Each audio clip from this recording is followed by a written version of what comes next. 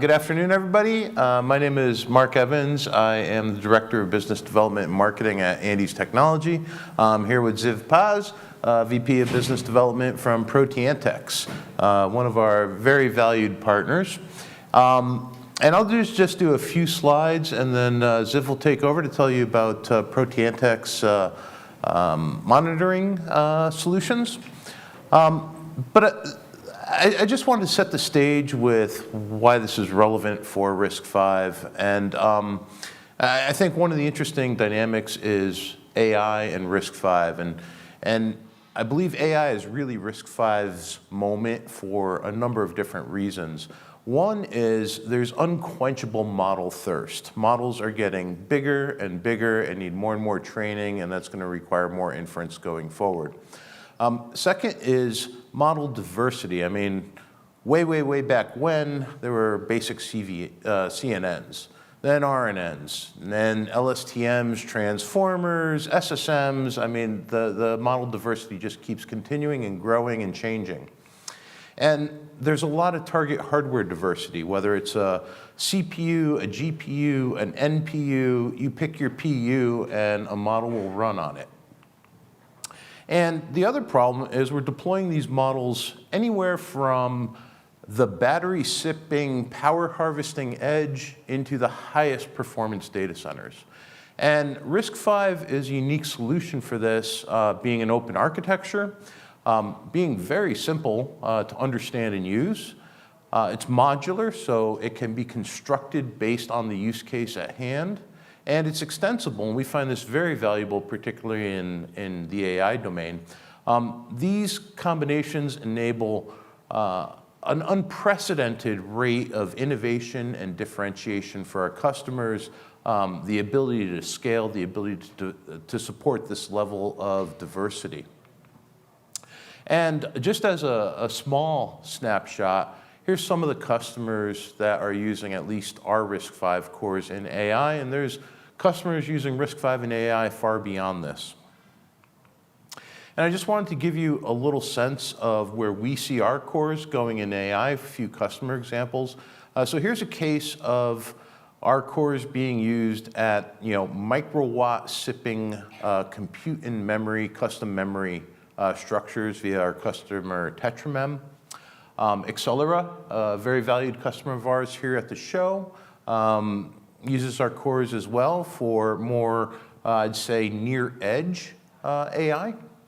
And EdgeQ does something called base station on a chip with AI, where they bring together 5G and AI and do all the 5G baseband communications and modem work via full software-defined radio. And obviously, Meta is a shining star example for us using our RISC-V in their MTIA accelerator. So all these show architecture diversity. They all take advantage of advanced vector processing, and they all use custom instructions via our Andes custom extension tooling. So we're pretty proud of that. And just to give you a sense of the Andes product families, anything from small, compact MCUs to high-performance out-of-order, and we are now releasing our next-gen codenamed Cusco CPU from our subsidiary Condor Computing that will achieve proprietary ARM Neoverse class performance at much lower power and power consumption and area. The main workhorse CPUs for our AI customers are in this 4X series. And as an example of that, the AX45 and 46, those are in-order dual issue. They support vectors up to 2048 bits, so very powerful for AI workloads.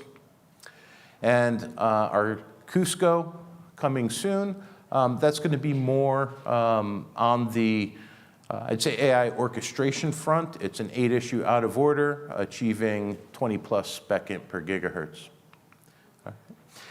With proteanTecs, and I think where that fits into this domain is, we've already proven integration with our AX45 processor. where it adds on-chip monitoring to tune performance, to tune reliability, to manage thermals.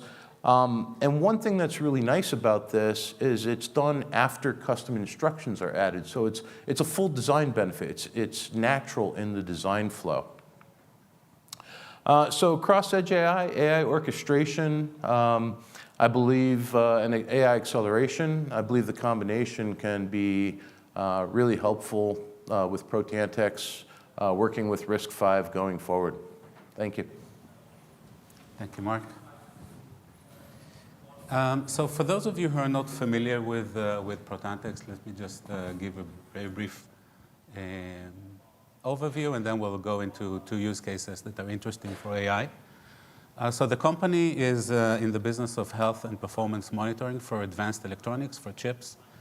We have a solution that comprised of a set of IPs that are in-chip monitors. They are soft IP, digital, of course, and once they're in the chip, they will provide telemetry. We then offer the software layer that goes on top of that and provides the analytics on top of that telemetry and provides insights and actionable recommendations to the system. The software is a full stack, so some of it is working in firmware to do real-time analytics and give real-time recommendations. Part of it is working on an edge, which edge could be a tester if you're still in the process of bringing up the system, or a host platform if you're already shipping the units and it's on a server or in a car. And part of the stack is in the cloud, where we do larger analytics, so we can take larger population of devices, look at trends across the population, and also this is where we train the models that we later on push back into inferencing models in the edge. The application, it has many, many different applications. Some of the use cases are test related, so there'll be wafer sort, there'll be package test, there'll be high volume manufacturing, but some of it is also has to do with in-field. So once the product ships, you can still take a look at the data that's continuously generated. The data is always being generated by the monitors, and you can look at it and evaluate the health of the product even a year from deployment, 2 years, 5 years, as you ramp it down to its end of life also. So I want to talk about two examples which are in the space of power and reliability. Power, I don't think I need to introduce the problem statement of power. Everyone understands, especially in AI, power is a big limiter, and everyone is trying to save power or curb the power in any way, shape, or form. I was in OCP last week. If anyone was there, it was a main theme of the show. The other problem that I want to talk about, the other challenge in AI that I want to talk about, is silent data corruption. These are problems that are transient in nature. They happen in the silicon, and they're transient, and it's very difficult to reproduce them.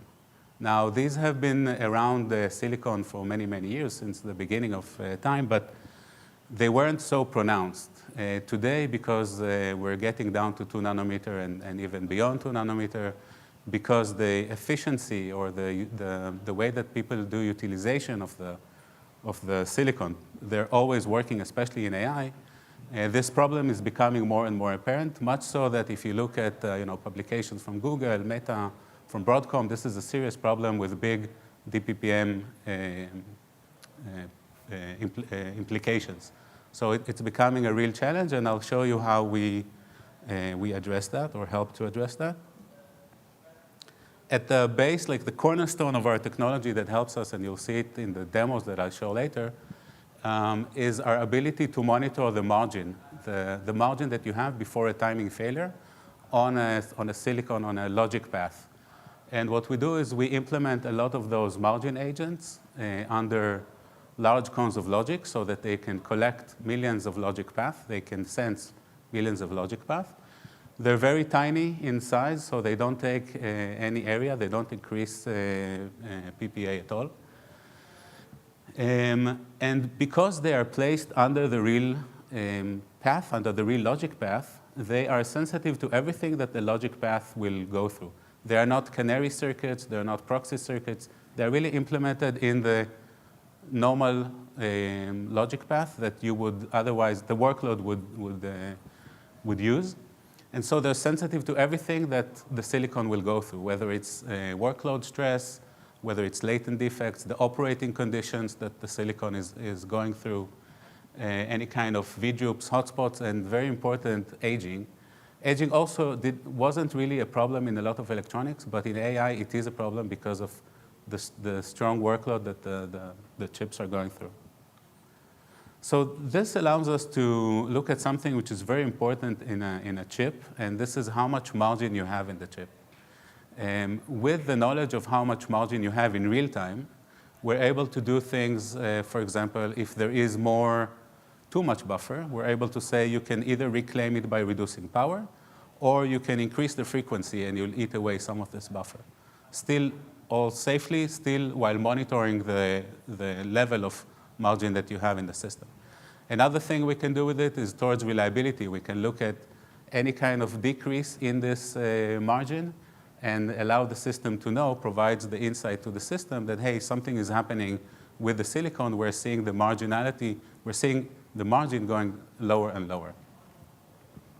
So the first example I want to show is talk about adaptive voltage scaling.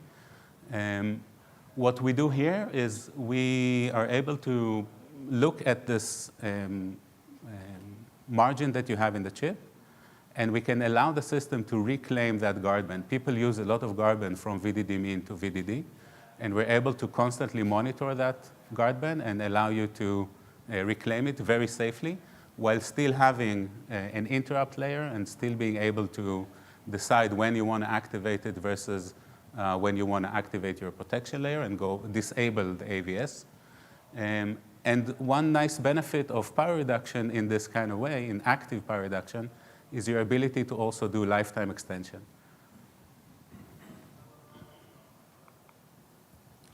I'll try to show this demo. So what you see here, maybe before I click this, what you see here is a chart.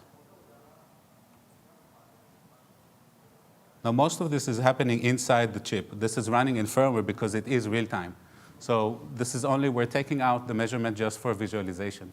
What you see here is the plot of all these margin agents that I mentioned, and these are measuring how much margin there is, timing margin, in each one of the paths that they're monitoring. In this chip, for example, this is a 5-nanometer chip with about 500 of those margin agents implemented in it. And you can see here that the worst case in this case is 20 buffers. When we have the AVS enabled, what it will do is it will sense that there is a lot of buffer here, and it will help the system reclaim it by telling the system, you have enough margin, you can lower the voltage. Voltage will start dropping with this recommendation until you hit the threshold that was set by the designer. In this case, we set it to 8 buffers, but it's a question of the design. And at this point, you're already saving something like 14%, or the max we have in some experiments is 14% power reduction, which correlates to 18% of lifetime expansion. You will see next in the demo that we are going to simulate an IR drop. And with this IR drop, once you get to this orange threshold, which is our interrupt threshold, you'll see the AVS disengage, and you will see that the voltage goes back to the nominal voltage. The system will then run a few more cycles. It will feel stable again and will decide to revoke or restart the AVS, and you'll go back to this 8 unit buffers. So here what you see is this interrupt, jump back to the 20 buffers, which correlates to the higher VDD, and then it will go back to the power saving. So this one for power. For silent data corruption, I'm going back, so we talked about power, I'm going to talk about silent data corruption. For that, we have 2 layers of our solution, 2 layers of the approach. One is our ability to use the monitoring that we have, use the agents that we have in the chip to do smarter outlier detection. So we're able to tell you at any point of time, even though the device has passed the test, it may have passed it with marginal results, or may have passed it in flying colors. And it's important to know because there is a very strong correlation, and we found it through a lot of testing and a lot of customers. There is a very, very strong correlation between devices that were marginal on test and devices that later on failed in the field. Those are latent defects. Now, it's up to the customer. We provide, of course, a recommendation, but it's up to the customer what they want to do with these marginal products. They can scrap them, they can bin them, they can decide to do further testing. It's up to them. But that will take away some of the problems that will happen later in the field. Because by screening for those parts, you're going to make sure that the population that you release to the field is only your top-notch of population. The other approach, adding to that, is our ability to continuously monitor. Now it's in the field, it's running for a year, it's running for 2 years. You can always monitor how the chip is behaving. And again, this is something that is happening in real time, and this is just a visualization of that. Again, looking at the timing margin, we're able to provide or introduce a new index, which we call a performance index, that looks at the degradation of your margin over time. So if you had small cases where you drop below the nominal kind of margin that you have, it will not impact the score that you're getting for this device. But if these issues are starting to become more frequent, or if they are deeper, so that it means that you have less and less buffer, or less and less margin, or you have the overall kind of baseline has been reduced, then we will trigger a different set of warnings. One of them says, okay, you're reaching not end of life, but aging, for significant aging for the silicon. And the other will just say there's an imminent failure, and you can run all sorts of predictive algorithms on that to give you an indication when to do maintenance or choose to do something else with it. That's it, really. I think I have 20 seconds to go. So I'll leave you with that. There is our name, and both for Marc and for me here, you can see, you can download these white papers, and I'm here at the show. Thank you.